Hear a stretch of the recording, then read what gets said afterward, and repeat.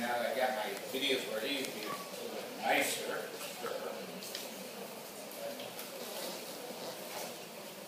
So, as I was saying earlier, we treat our cataracts as more like a LASIK procedure. We really got to end up with the result of the person seeing well. And it's much more like refractive surgery for us. Here, I'm going to show you this cataract. This is just sort of the way I do it. I make 2 stab incisions, and I use my phenylephrine ketorolac to dilate that pupil. You can see that comes out pretty quickly. Now, why don't I use standard dilating drops? I occasionally will if somebody's hard to dilate, but a lot of times this really helps out the patient to recover very quickly, and I find the dilation is nearly the same. I use my viscoelastic to help dilate, as you see there, and then because I am using that non-steroidal, I use stay. Capsulorhexis, if I'm not doing a femtosecond capsulorhexis, I always start in the center, get my tear going, and I have no hesitation to add a little more viscoelastic if I find my capsulorhexis going south, out to the edge. Usually if you fill that up, that takes care of it. I very seldom go to capsulorhexis forceps, but I'm happy to do that if I'm starting to lose any control. It's very important that you go to capsulorhexis forceps if you're losing control. I do a very aggressive hydrodissection, hydrodelineation on most of my cases. That would be different than that polar cataract where I would just do the hydrodelineation. But I really get that lens spinning. Once I got that lens spinning and I've done a good capsulorhexis, no matter what happens, I know I'm going to be able to take care of that case. Like I said, I usually do a divide and conquer. I'll usually break that in half, and depending on the situation, I will take my second instrument and sometimes go up under it and bring it towards the pupillary plane and dissect it in half, which was, I think, in this one. I have a very blunt second instrument that I've never broken a capsule with.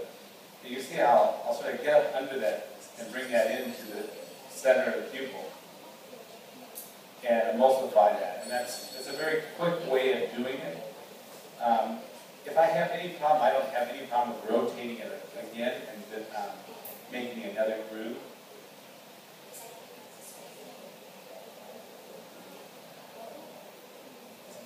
All the points that you pointed out earlier about having that lens fold in its place are very accurate, and things to know on how the phaco works to understand it.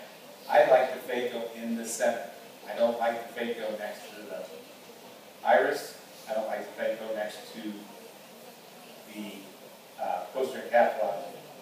I do a bimanual INA. I think that's, for me, makes it a lot easier.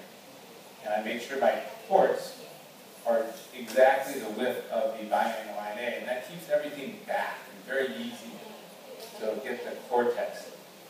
If I do a one-handed phaco INA, I have a hard time getting that superior cortex sometimes. With this, I just flip my hands and put it the other way, and you can easily get that out.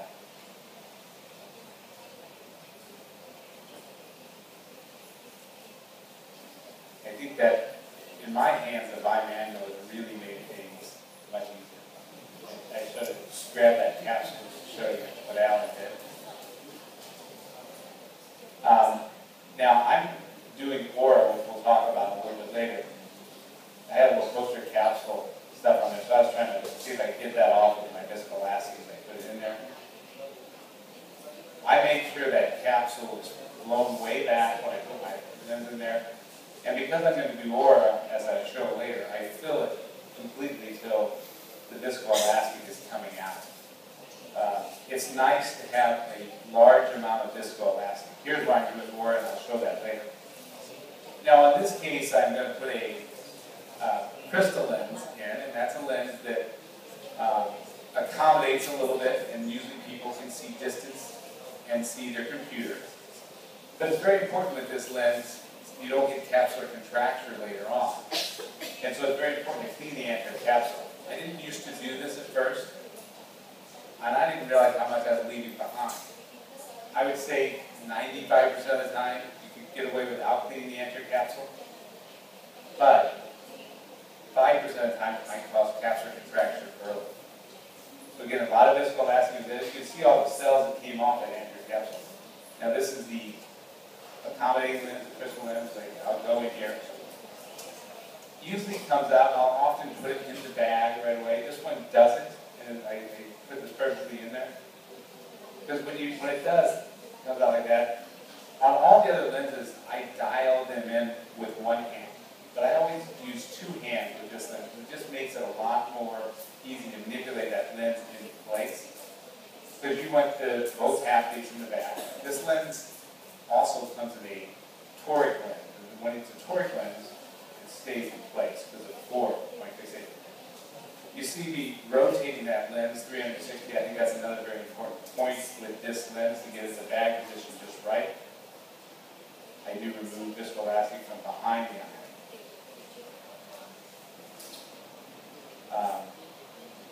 Saw me grab the bag a couple times. I can't say that happens all the time, but it certainly does this one. But pretty, pretty resistant in your bag.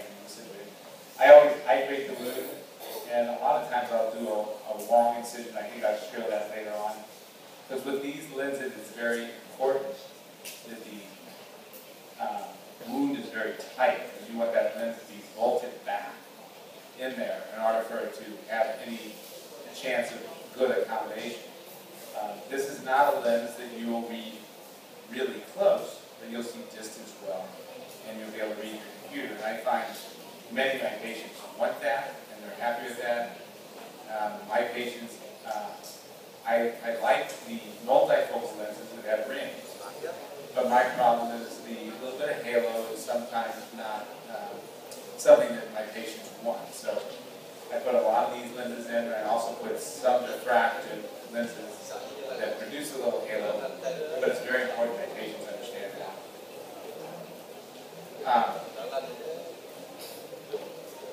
When people are paying extra, it's not good to be close. You've got to be right on. They want that result just right. And we have to perform LASIK on these people if they're not right. So that's going to bring them back and do another case. So it's very important that I'm trying to get the end result as good as possible. I need to find a way to improve my results, and that's when I started thinking about this aura. An aura is an aberrometer where you can, before you place the lens, figure out, is the power calculation correct? As we all know, we measure what power lens that we want to put in the person's eye. We measure how long the eye is. We measure the front curvature of the eye. We don't measure the posterior curvature of the eye. And we have the cataract that's there that's involved in our measurement. So if you could remove the cataract and redo that measurement and include the posterior part of the cornea, you're obviously hope to get a lot better results. And that's what this instrumentation does. My cataract surgery was not quite as good when we checked it a while ago as the LASIK outcomes, and I think other people have seen that. The aura is a little bit of an expensive thing, but it's something in a big center that really makes sense. And our patients in the United States are willing to pay a little something extra for that. So again, it's outside the government-paid cataract, so it makes it affordable to us to offer this technology. People that are really important to get poor lens calculation numbers. A lot of times they just don't. When the tech did the calculations how long you can just tell the readings weren't perfect. The lens was especially dense. Posterior subcapsular cataracts often make that axial length longer. For premium IOLs, again, these people need to be right on. These are people that are paying extra, as well as the toric. It helps out the toric alignment. We'll go over that. And a lot of people just want to be assured they're getting the right lens, and they're willing to pay extra for it.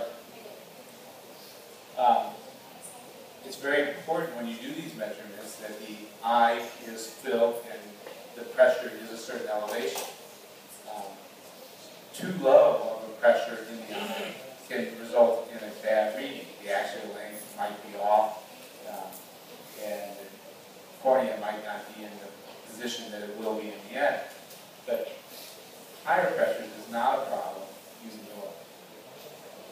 make sure your closure is not distorted. And so when I'm going to do this, I'm going to do it all with viscoelastic filling on. I don't know if here you use two different types of viscoelastic, a cohesive and a dispersive. But when you do this type of procedure, you want to use all one.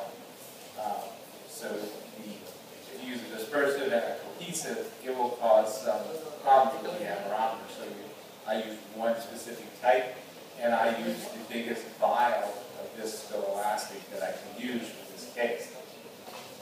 Obviously, you have to have a good tear film with any refractive case, trying to figure out your outcome. And you got to make sure that pupil's dilated enough to do it. Femto and or work very well together. When you do make the limbo relaxing incisions of a femto, when you make that incision to correct it, I don't know if the initial correction of that is going to be the same as it's going to be in 1-2 months. In fact, I'm pretty sure it's not. I prefer any high amounts of astigmatism to use a toric lens. I think that's very stable, and I think it's very important to do that. Again, your closure cataract wound, I'll show a couple of ways how to do that.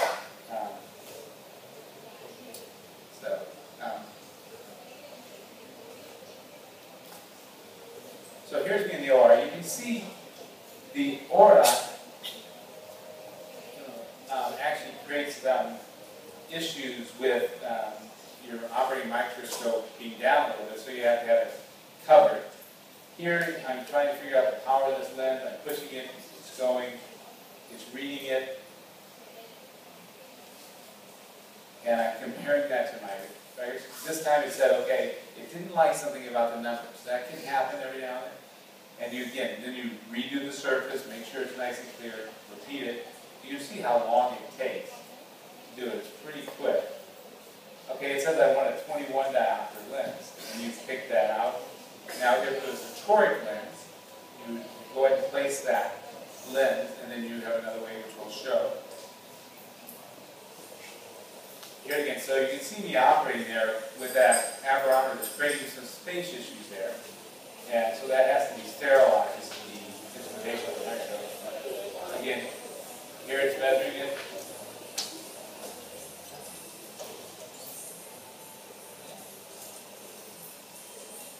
And so this one's a, yeah, so, you know, it changes my number. You know, I said, okay, I want a 24 or 24.5. This is one of my early ones. So now you have to pick between 3 or 4 different lenses, and you pick that up, and they have to load the lens, which takes some time. When I put a accommodating lens, that's the time that when I put an accommodating lens in, that's the time that I will clean that anterior capsule that you saw me do earlier. That gives you a little time. So there is a little extra time waiting for that lens to be loaded. But the idea before you put that lens in, that you're going to get a better power, is reassuring to me, and I do a lot less LASIK because of it.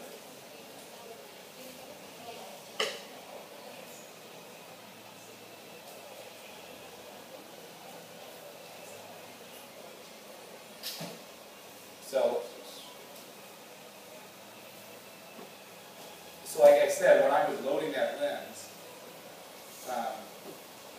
you got time. They're loading the lens. I'm doing this, feeding this anterior capsule. You look at that anterior capsule, and at first it didn't look like there was any cells in it.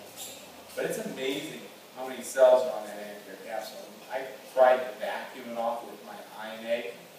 You couldn't get that much. But this is dramatic, and my eyes look so much better than I do when I do this. I do not do this on toric lenses that are just toric lenses alone, because I think those epithelial cells help that lens get a little stickier and stay in place. Dick McCool said to do this on all the diffractive lenses, because it's easier to take the lenses out in case the patient doesn't like it. But on my diffractive lenses, I pretty much told them that they're going to have a halo, so I leave them. And so I don't ever remove diffractive. I've never had to do that. Again, this is the lens going in.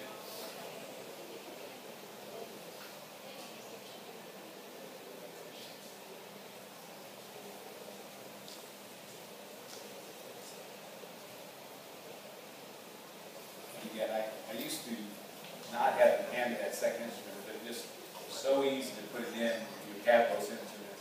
Otherwise, I spent a little bit of time doing it. And again, I'm sure I'll spin this lens again. I always spin it 360 because you want that lens in the bag. I've never broken a lens capsule on spinning a lens like this, but it's always filled with a lot of visco plastic.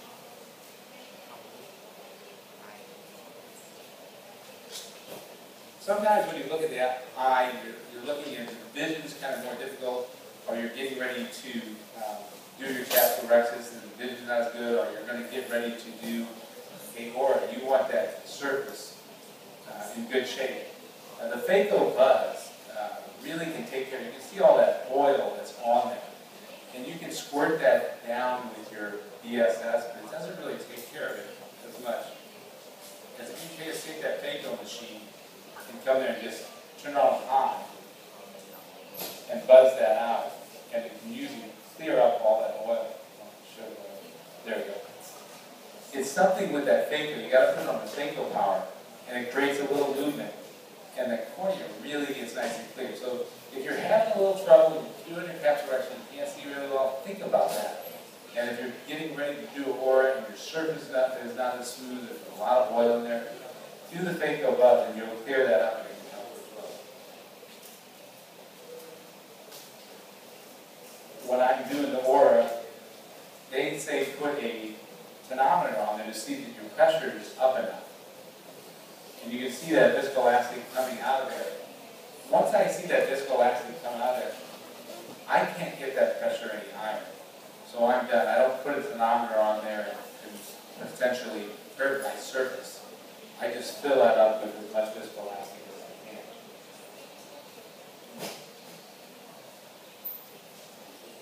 Here's the operator with the toric IOL. It will show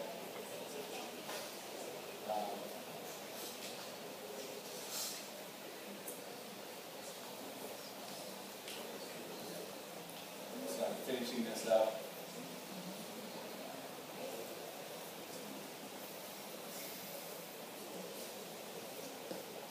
We pretty much operate mostly in surgery centers, and the surgeons get together and decide what they're going to buy. And this one, once we figured it out, we decided that it was worth spending the money on. That's the nice thing. If you're making the decision to buy it, you're going to make sure it works out. Again, here it is, putting that in there.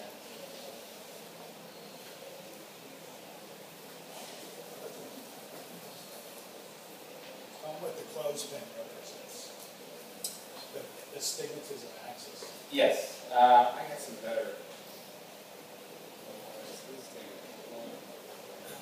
Let me move this along. So let's go back here. Okay, so you're going to see here, this was one of my very first ones we did. Capturing this, you got pupil, a little distorted warps, but you can see the axis here. It's what it says it is, and one represents what your reading was preoperatively, the other one what it recommends there. You can put that in place and put it.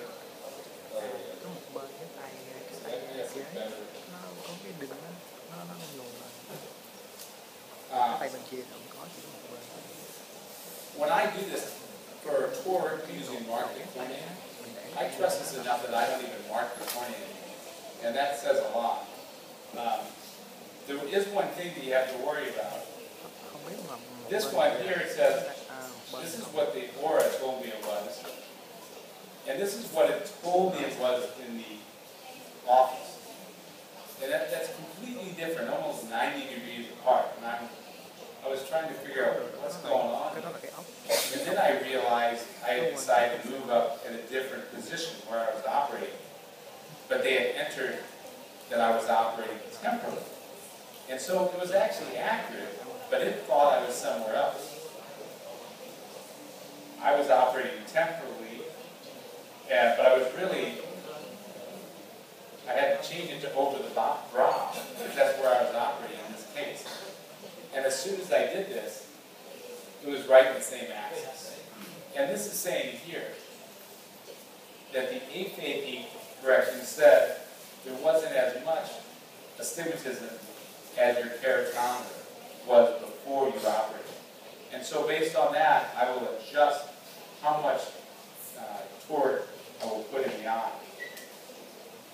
Whereas maybe it told me that I wanted a 2.75 with my readings here. But in reality, I would just put the 2 diopters of touristic. And so you can do that on the table, and it's very nice to get you to the results you want. And then this is where I was, at the end, it says in our no rotation. You're fine. This is me doing torque rotation, okay. So this is me figuring out the power. It says I want a 19.5 diopter lens. Oh, actually this is a technical, so there's no, the astigmatism is 0.73.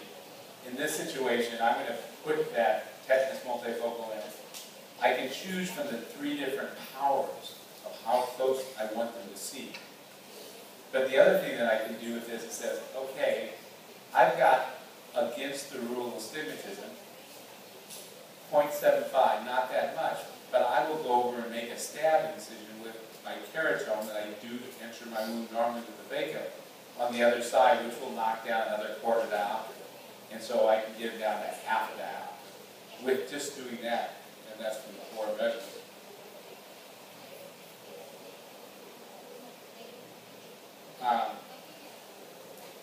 So the issue with your, when we first got this thing, it took a long time to get the measurements. And I was like, gosh, I don't have time for that. They've really gotten it down, and it's really worked out well. The Aura really does help out with the toric lenses. It's not 100% accurate. You're not going to just totally believe this thing all the time, but it helps you guide the results on the table. And we even will ask our patients on the table, would you like this to be a little bit more of a reading eye, because I'm sometimes doing the accommodated lens, or is it really important that you see distance really well? I might choose a little bit different power in that person. A good surface is really important, and that's why I say that the phaco buzz, certainly keeping the eye moist. If you're in there and operating, and you hit the epithelium and cause an epithelial abrasion, you're going to have trouble getting your measurement with that. It's not going to be accurate. So if that does happen, you would go with your standard. You always have to have your standard calculation. You always got to go with a plan in case Aura is not going to work. But I would say 98% of the time, my Aura will produce a result that's going to help you out. We have other ways of doing this. The True Vision has a system where you do heads-up operation and can tell you where to put your IOLs for toric placement. But the problem is it's not measuring posterior corneal astigmatism.